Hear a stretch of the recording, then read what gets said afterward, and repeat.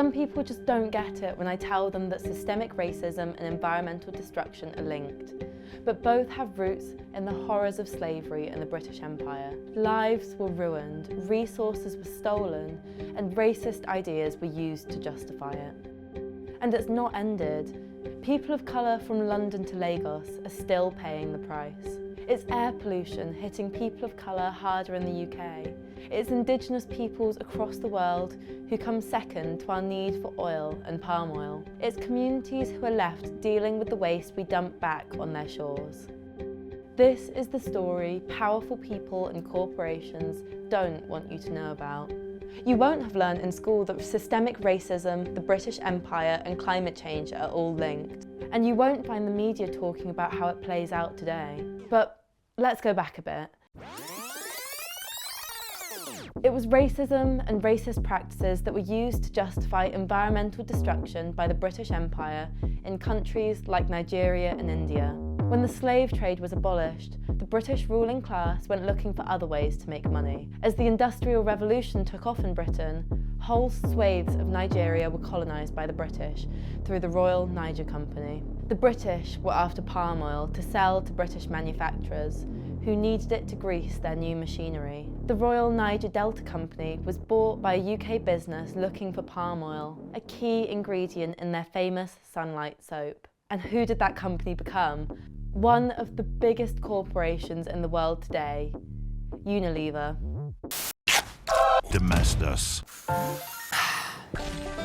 Then it was the 1850s, and British companies went looking for fuel to power their new steamboats and railways, firing up the world's fossil fuel obsession. In India, British corporations bought land people were living on so that they could mine their dirty coal. They forced people to work in these dangerous mines which polluted the air and water. The coal was brought back to Britain and sold to line the pockets of British elites. During the tyranny of the British Empire, $45 trillion was siphoned out of India into the hands of the British. Britain came to one of the richest countries in the world in the early 18th century and reduced it after 200 years of plunder to one of the poorest. But all of that is really not known anymore. Later on, Winston Churchill changed the British Navy fuel supply from coal to oil. That's when the British government bought Nigeria. The British government bought Nigeria. This really did happen. In 1900, Britain officially assumed responsibility for the administration of the whole of what we now know as Nigeria from the Niger Company, as this ceremony recalls.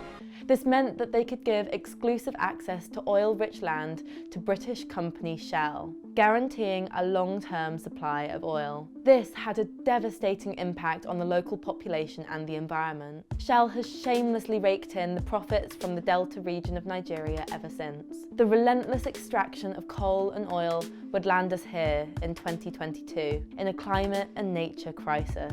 Up until 1882, more than half the world's emissions came from the UK alone. The richest and most industrialised countries are responsible for 90% of excess greenhouse gas emissions. This has led to the heating of the planet, causing extreme weather events across the globe which disproportionately affect people of colour.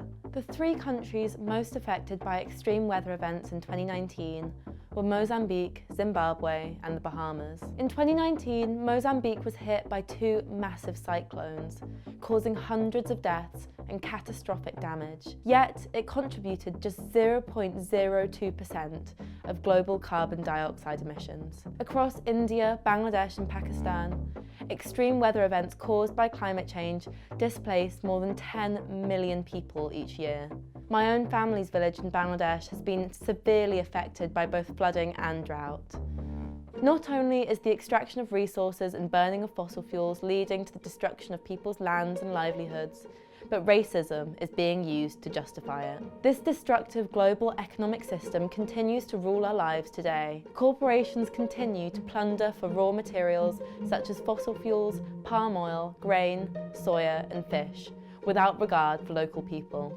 Take fish, for example. African waters are emptied of fish by big corporations at the expense of local communities, only to be used in fish farms, pig feed and cosmetics in Europe and Asia.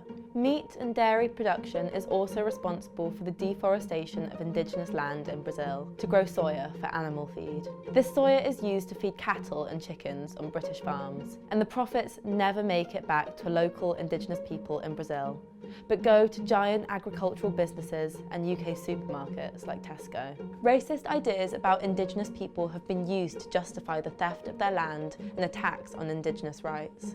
Indigenous people in the Amazon have defended their land against profit-hungry governments and corporations for decades, and many, many indigenous activists who have spoken out have been murdered. Not only is indigenous land being destroyed for the products on our shelves, the plastic waste these products create is then dumped in other countries. The UK government exports half of the waste that they claim is recycled. 40% of this goes to Turkey, which just doesn't have the infrastructure to deal with it. You might remember Unilever from the start of our story. Well, this British Empire-linked company is now one of the biggest plastic polluters in the world. We mentioned Unilever's thirst for palm oil at the start of the British Empire, and, well, incredibly, it's still happening 100 years later. Palm oil is an ingredient in everything, from Dove soap to Magnum ice cream. Unilever's palm oil supply chain is linked to 250,000 football pitches worth of deforestation in Indonesia, and that's just in the past 3 years, as well as human rights abuses against indigenous peoples and local communities. The lives of people of colour here in the UK are being affected too. People of colour in the UK are much more likely to live close to incinerators, breathe dangerous and illegal levels of air pollution, and have less access to green spaces and gardens. Right now, as we face the worst cost of living crisis in 50 years, over half of ethnic minority children in the UK are already living in poverty, with that figure set to rise. Waste incinerators are 3 times more likely to be built in the UK's most deprived neighbourhoods than the least. To look at just one example, an incinerator in Edmonton, North London, where 65% of residents are people of colour, is going ahead despite protests. Concerns about people's lives in Edmonton weren't listened to, but plans for an incinerator in wealthy Cambridge were dropped because of concerns that it wasn't in keeping with historical buildings. Lives, or buildings. The environmental emergency and systemic racism are 2 sides of the same coin. We can't tackle one without tackling the other. We need to move away from an economic system that treats people of colour across the world and nature like resources to be mined for profit, to one that's grounded in restoring nature, local economies, and allowing everyone to thrive. We must shift power and resources to community leaders, activists, and experts within communities of colour who are facing destruction and discrimination. Big corporations are happy fueling the climate crisis and this toxic economic system. As energy prices and bills continue to surge, Shell has announced record profits of more than £7 billion.